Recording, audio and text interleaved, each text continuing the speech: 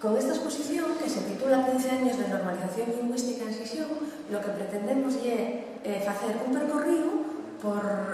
todo lo que sucedió, un pouco la memoria de las actuaciones, de las actividades, de los proyectos de estos 15 años de normalización en Xixón. Entonces, estábamos un poco recordando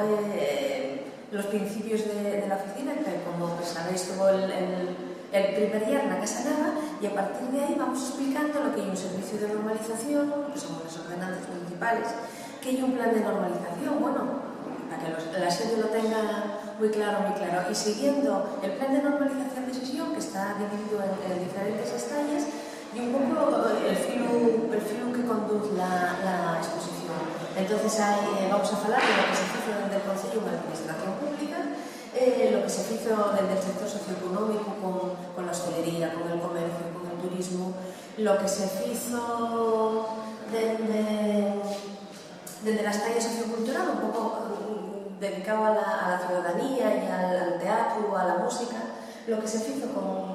para la mocedad, para la xente mozo, para la enseñanza, la importancia de la transmisión generacional y las lecciones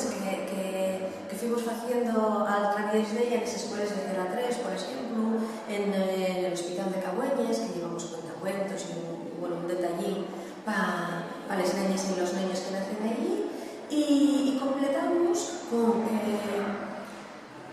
una visión general de todos los mañaneros que sacamos del mundo del deporte y una cronología de estos 15 años. Entonces, bueno, queda un percorrido de todo este tiempo de normalización.